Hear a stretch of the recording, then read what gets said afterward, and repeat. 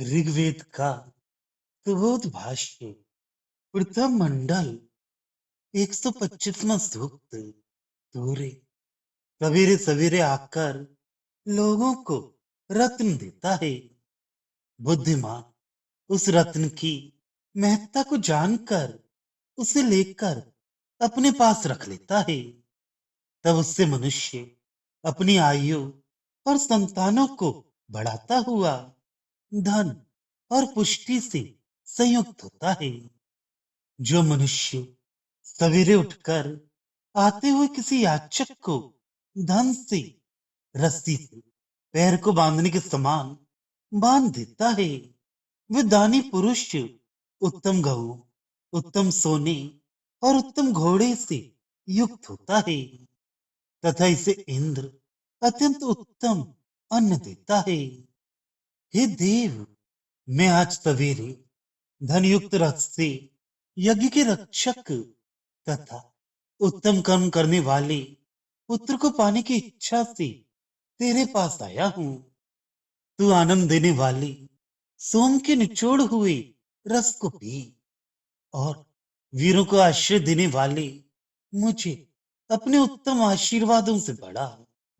जो मनुष्य अब यज्ञ कर रहे हैं और जो आगे भी यज्ञ करेंगे, उनके लिए सुख देने वाली नदियां बहती हैं। सबको खुश करने वाले व धन से पूर्ण करने वाले को अन्न की इच्छा करती हुई गाय घी की धाराएं प्राप्त कराती हैं। अपने आश्रितों को जो धन धान्य से पूर्ण करता है, वह स्वर्ग में जाकर रहता है। वह देवों में जाकर विराजमान होता है।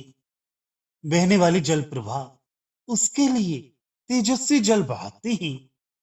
उसके लिए ये पृथ्वी सदा ही भरपूर अन्न देती है।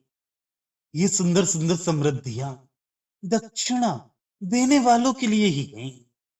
दक्षिणा देने वालों के लिए द्युलोक में ये सूर्य है।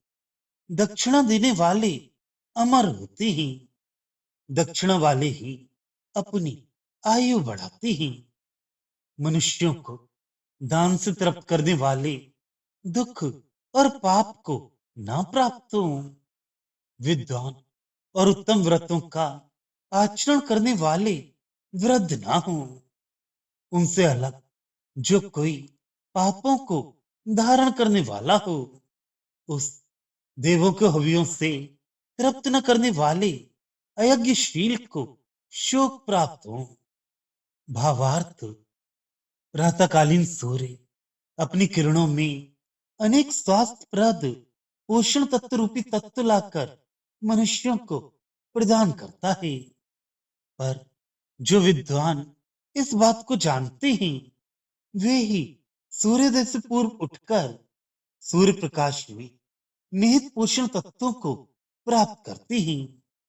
पर जो मूर्ख इस बात को नहीं जानते, वे सूर्योदय होने पर भी सोते रहते हैं और इस कारण वे इन पोषण तत्वों को पाने में असमर्थ रहते हैं। जो इन पोषण तत्वों से लाभ उठाता है, उसकी आयु बढ़ती है, वीर्य बढ़ता है और वह पुष्ट होकर समस्त ऐश्वर्य प्राप्त करता है।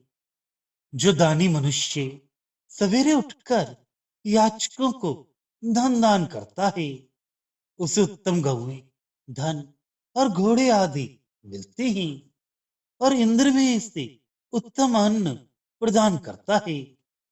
जो धन का दान करता है, उसके सब देव सहायता करते हैं, पर जो इकट्ठा करके रखता है, उसका धन नष्ट हो जाता है। जो सवेरे उठकर देव के पास जाता है, उसे हर तरह का धन और उत्तम कर्म करने वाली संतान प्राप्त होती है तथा देव के उत्तम आशीर्वाद से वह बढ़ता है। दानशील पुरुष धन भी प्राप्त करता है और उत्तम संतानें भी प्राप्त करता है और ईश्वर की कृपा से वह हर तरह से बढ़ता है। यज्ञ करना एक श्रेष्ठतम कर्म है। जो यज्ञ सदा करते हैं उनके लिए सभी नदियां सुख देती हैं।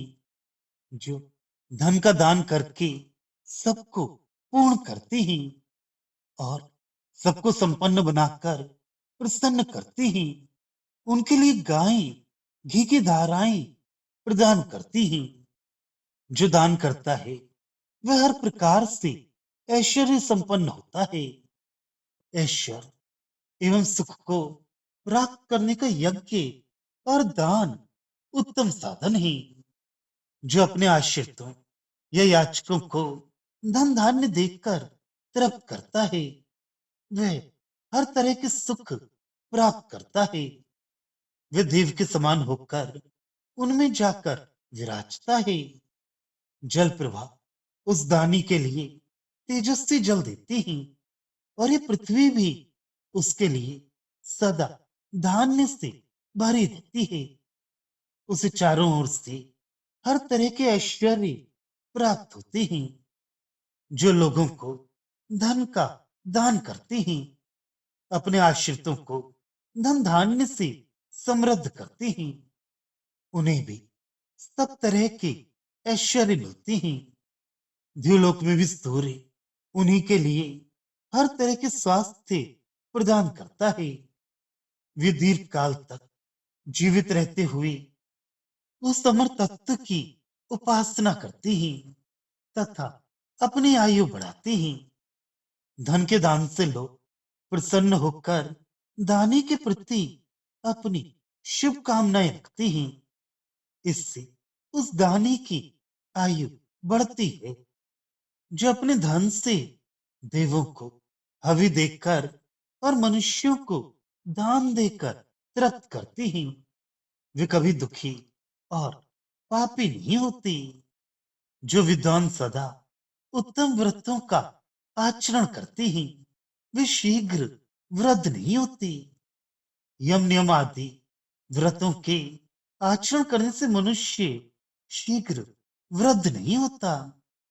पर जो पापी होता है और जो यज्ञ द्वारा देवों को तृप्त नहीं करता अथवा लोगों को दान देकर अपने धन का सदुपयोग नहीं करता, वह सदा ही मानसिक चिंताओं और शोक से पीड़ित रहता है।